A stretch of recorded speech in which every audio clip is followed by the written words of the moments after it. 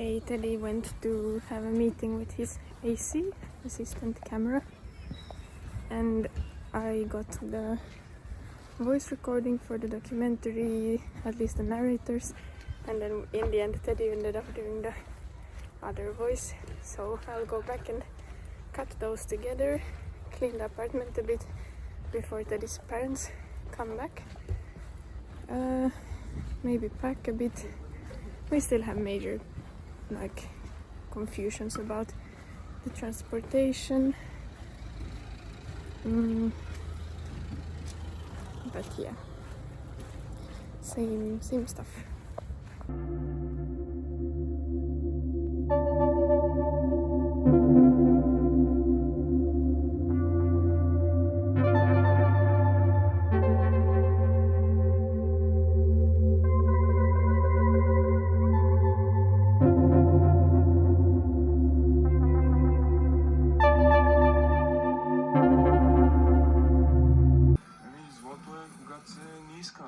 Когато сме си чужди един на друг. Това е злото. Хубаво ли го на тема? Интересно ли го на Лондон и Фумио? Why are you going to tell anybody? The Bulgarian way. Okay, so I don't remember what I was talking to the latest again, sorry, but what we managed to do today was that Teddy went to meet the ACs, and apparently there was a lot of issues, but they managed to solve most of them.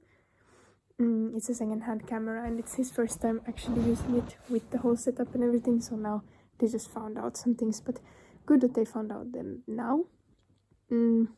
That will be fine. And then I finished the cookery edit. In the end the voiceover did not work. It kind of works somehow, but it doesn't. It's not proper. But the good thing is that we can add all of that in post. That's how you normally even would do it. We just wanted to have it there more for maybe the kid watching it, having something that he could actually watch and listen to. So who knows, I think we will still play it sometimes.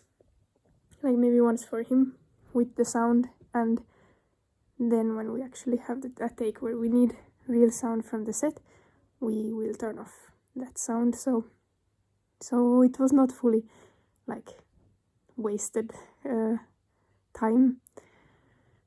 And after that we met Teddy's friend, and the set designer filled the car up with all the props she has gathered, and we drove to the grandpa actor's place, got some of his clothes, put them in a car, and went to the location.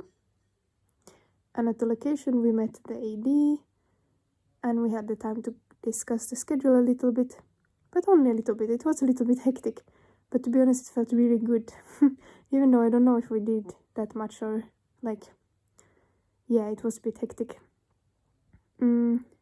The set designer started working. She already made a nice room for Wednesday, so she doesn't have to work so much on the day, and she got to see the spaces more, and yeah. And the driver situation finally figured itself out. So we had the people all along. It's always like this, that you ask in the crew chat, can anyone drive? Is there anyone who can drive? And you don't get answers, and you're like, okay, no one can drive. But then suddenly the day before, now for example, the AD suddenly got a call, and he was like, was there a need for a driver or something? And she just came to us like, hello guys, was there a need for a driver? And we're like, yes. And so we had a driver all along. It was the second AD that we were just waiting for an answer from. I think he wasn't in a group, so I'm not blaming him. It's just us. So that feels great. We had some new scares because we met the UPM, the production manager assistant, for the first time in person as well. She had gone to the different location, like the church location she had some worries. We had to figure out those worries, but in the end I think we figured them out. There's a lot of differences. Not that this matters so much, but I'm gonna say it anyways. That when you study film, there are two ways I think of studying it. This our assistant production manager, she's studying a master's, but she hasn't studied anything film related before, but now she's studying master's in production, but they have not yet had any like set that they have worked on, so I think it's a very theoretical study. And then me and Teddy and the rest of the crew are from film schools which are only practical basically, so we have done a lot of these short things, short projects. And once you come from these two different worlds and you meet, you notice that there's a lot of things where you think very, very differently. Because on student film sets, you have to kind of do some slightly illegal stuff quite often. There's just so many rules to making films, which on our budget and on our time frame, it's just simply not very possible. But these things also are not, there are more harmful things that you can do and less harmful things that you can do. And I feel like as a film student, you just have to have some kind of inner compass telling you how far you can go. Because there's a lot of stuff. Like, for example, you're not allowed to shoot in public places. At least this differs probably from country to country, but at least what I have so far heard, it's that if you place a tripod on the ground with a camera, then you're no longer allowed to shoot there without permission. So stuff like that.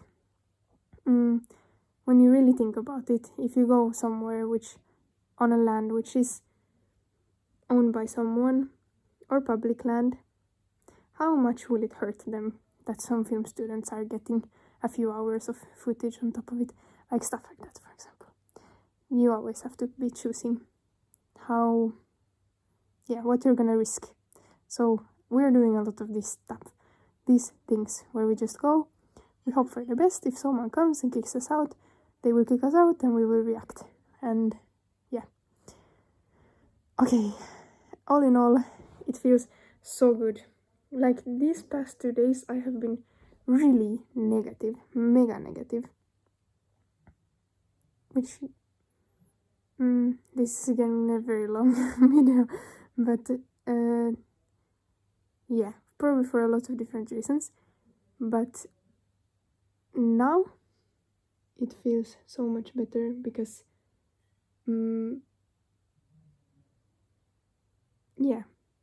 because I got to finally meet some people. I think that's the difference. When you meet people, now the house was having some people in it that are gonna work for the set, and you see that they are there and they choose to be there. It doesn't become so scary anymore when it's just names in a chat, but you see them and you get this feeling of like, okay, they are gonna be helping here and they chose to be here. And that's a very exciting feeling. I love it. Like, the sets are fun. Sets are stressful when you're a director, but this time I'm kind of not that much. I'm a co-director, if even that. I don't speak the language, so I will get to experience the set from a bit of a different position. So it was just very exciting to like feel that feeling. Like the camp is starting soon, and we've been for a long time thinking about this, and now it's gonna be happening, so that's very exciting. And yeah, we will see. Maybe I film something tomorrow. Tomorrow we're gonna get equipment, fix the last things. We have some issues with the DVD, the Kukeri documentary DVD situation, but it's gonna be fixed, no problem. Everything always gets fixed somehow. So